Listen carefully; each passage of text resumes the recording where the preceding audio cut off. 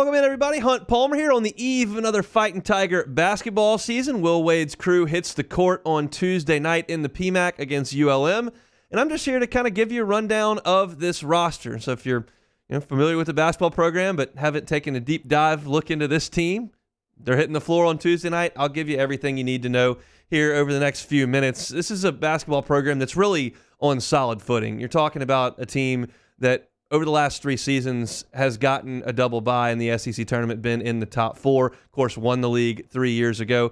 LSU's the only team in the SEC that's gotten the double bye 3 years in a row in the SEC tournament. Will Wade took over a program that was really hurting and has built a consistently good product. Have they reached the Elite 8? No, they haven't. Have the the Final 4? No, they haven't. And you could talk negatively about that a little bit, but the fact of the matter is that they're good each and every year, and this year should be similar to that. They should be a pretty solid team. You're talking about a crew that lost 70% of its minutes from last year. You're talking about a team that lost 78% of its scoring off last year's team. Of course, Cam Thomas, a huge piece of that. Javonte Smart as well, a monster piece of that in the backcourt. Those two guys were sensational. Trenton Watford, some really, really good games, some games that made you shake your head, but an excellent player in his own right as well. Those 3 guys have moved on, and that's left a huge gap in the scoring on this team. But you're also talking about a team last year that was 229th in the country in defensive efficiency, just awful on the defensive end the majority of the year. They struggled to rebound the basketball as well. You were 10th in offensive efficiency because of those guys we just talked about. This team's going to look totally different. Will Wade was very adamant about that when he talked to the press last week. It's a different crew. It's a little bit more blue collar. They should be a little bit better on defense. I do have concerns about where the scoring is going to come from. So let's get into this roster a little bit and talk about the guys that LSU will have on the floor. Xavier Pinson is going to be your starting point guard. They pulled Xavier Pinson from Missouri, where he has played in 88 games in his collegiate career. He was a full-time starter last year. His first 2 years at Missouri, came off the bench as kind of a 6-man, but played in a lot of games. So he's played in just about as many games as Darius Days for the purpose of this conversation. Pinson at Missouri last year had the ball in his hands a lot. He and Drew Smith were a solid backcourt. He was not a very good shooter. He was a high-volume shooter and not a guy that shot a very good percentage from 3. I don't know that I can expect him necessarily to be a dead-eye shooter. He's going to have the ball in his hands a lot, and he's taken a real leadership role on this team. Will Wade's spoken about it a lot. He's taken some of the younger players, Eric Gaines specifically, who we'll talk about in a second, under his wing. They've been working out a lot. And Wade talked about how that was an interesting thing that he saw because Pinson and Gaines theoretically are competing for playing time, but Pinson wanted to help Gaines along. And with that experience in the league, being through the wars, that's a really good thing. So for Pinson, he's going to be a facilitator. The ball's going to be in his hands a lot. I don't know that he's going to be a great shooter on this team. If he is, that's a huge bonus, but we'll see about that. We mentioned Gaines. He's going to be on the floor a lot as well. Last year, Gaines played in every game and averaged about 2 points per game. He shot a putrid percentage, well less than 20% from the three-point line. He was a liability on the offensive end of the floor, quite simply. A poor shooter, a guy who turned the ball over a little bit. He'd drive and kind of get caught up in the trees. Guy that's slender. That's the way it goes. But he was a force defensively, getting his hands in the passing lane, tipping balls. He's an instinctive defender and a guy who understands what's going on the floor. The question is, how much can he improve offensively from year 1 to year 2? I made the comparison a lot last year with Eric Gaines to Tim Quarterman. Tim Quarterman was a sloppy player his first year. He was not a good shooter. He was really turnover prone at times. But you could tell that he had a good head on his shoulders. And by the time he finished at LSU when he was a junior, I mean, when they beat Kentucky when he was at LSU, he was the best player on the floor that night and had a triple-double a little bit later. So that's the ceiling for Gaines, is a guy who's a facilitator, a playmaker, and develops a reasonable jump shot. The issue that I have with these 2 guys in the backcourt is that they're not good shooters at this point. And that concerns me because Javonte and Cam were points machines last year. Javonte shot it great from 3. Cam, obviously a volume guy, but scored at will.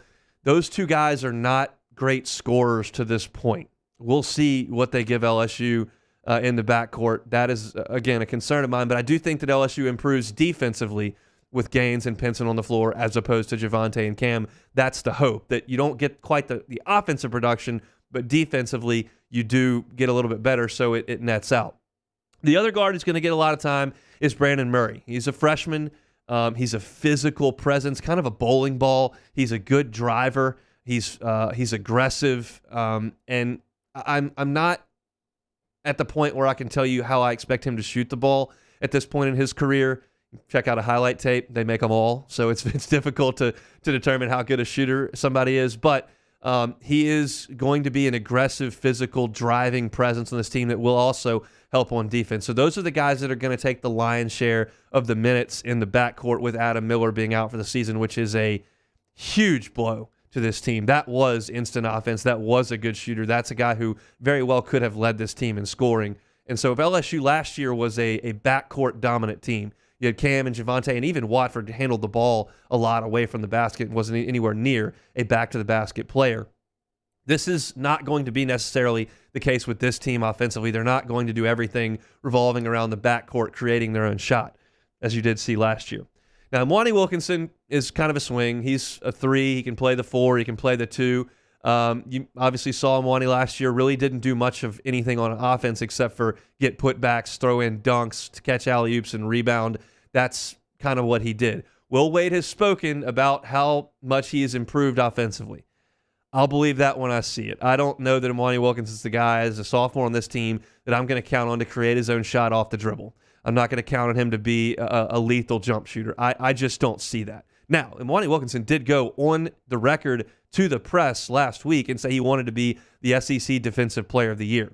That's where his head is. He wants to be a defensive presence and a rebounder on this team, and I think he can be that in his second year here in Baton Rouge. Again, I don't know that I trust the jump shot right now, and certainly ball handling ability, things like that offensively. I don't think he gives you a ton of that. Maybe I'll be proven wrong. I would love that. It would be great, and that's what Will Wade has said. He's going to be a help defensively and rebounding. So already we've talked about 2 guys, well, really 3, Gaines, Murray, and Mwani, who their defense may be better than their offense. That's kind of a welcome sight. Again, I mentioned LSU stunk on defense last year, 229th in the country in defensive efficiency. Hopefully those guys are better at keeping opposing guards out of the paint, which is where LSU got crushed last year, giving up dribble penetration.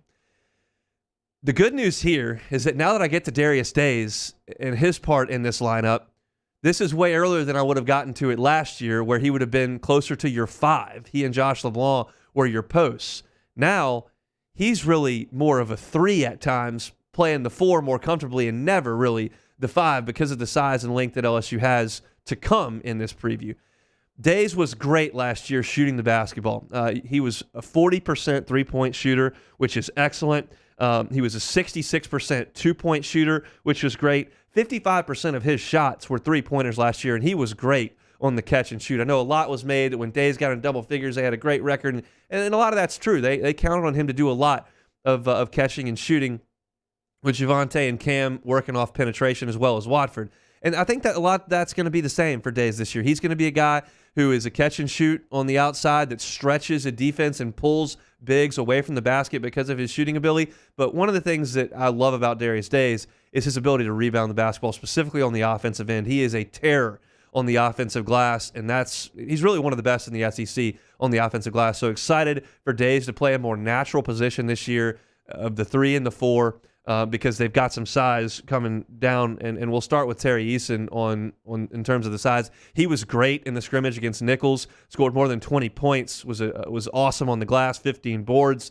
This is a guy at Cincinnati last year who played a lot of minutes. He led Cincinnati in rebounds in 12 different games, and he only started 8 games. So that tells you when he got in there, he's getting a ton of rebounds. He had 3+ blocks in 4 games last year, coming off the bench. So, again, this is a 6'8" shot-blocking presence in the middle of LSU's defense, something they really did not have last year. LeBlanc, to an extent, kind of. Easton is better, and I think is going to play a huge role in this team. He was better offensively in the scrimmage against Nichols than I think most people expected. So, hopefully, around the bucket, he's a force for LSU, as he was for Cincinnati a lot of the time last year. Efton Reed, big-time 5-star, 6'10", very skilled. There's videos of him on the internet, between the legs, handling the ball, shooting threes. Like, he's got the ability to do that. Do I want to see that very often? No, I don't. I don't need 6'10 guys showing me their handles all the time. Do what you do best. And Efton Reed really does play with his back to the basket very well. The jump hook is very good. He's got good footwork. He's got good hands. He's going to be an offensive presence for this LSU team with his size and length. That's, again, something LSU did not have last year. Hadn't had in a couple of years since you lost Naz Reid. You lost Cavell Bigby Williams. You haven't had the real size down there that can get you easy buckets. And Efton Reed is that. Now, you leave him open from 12 feet, he'll take it, and hopefully he can knock it down. But he's a real force on the offensive end. They've got to throw the ball into the paint to him. The other guy in the rotation, it's going to be 8 guys. Will Wade has said this, is going to be Alex Fudge. Now, he's a 6'8", 6'9", long, big-time athlete. He is a great athlete. You saw the dunk he threw down against Nichols in the scrimmage. It was thunderous, and he gives you that. Now, he's the last guy on this list, and he'll get the fewest minutes of anybody that I've listed here, but Fudge is a really good athlete. He can create some problems around the rim defensively with his length and jumping ability. So as you run through this list, Gaines, Murray, Mwani, Easton, Fudge, like these are some guys who are good defenders. This should be a better defensive team than it was last year. It'd be hard to be worse. This should be a better defensive team. That's going to be your rotation. I don't expect to see much from Bradley Azuero, who's a big, physical, 6'8" guy who's going to grow into that body and be a post presence for LSU. Jarrell Colbert, another 6'9", 6'10", long-armed body, not probably ready to go just yet. And then Sharif O'Neil is the last guy I want to talk about. Obviously Justice Williams is a new body on this team. He's a freshman. They're trying to redshirt him. We'll see if that works or not. Just depends on if there's another injury, very likely. But Sharif, quite frankly, hasn't played a basketball game in 3 years.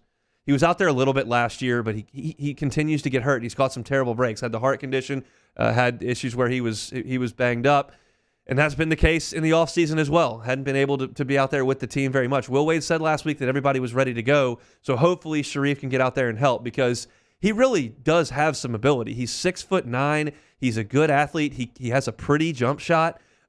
He can dribble a little bit. The question is he healthy? And if he's healthy, I think he does give you some minutes, and that's another wide body. Between Easton 6'8", Fudge 6'9", Reed 6'10", Sharif 6'9", like they've got some length that they can use around the bucket. So that's not where my concern is. Hopefully Sharif can help. My concern is offense from the backcourt, and we'll see just what they can do offensively because it's just not going to look the same as it did last year.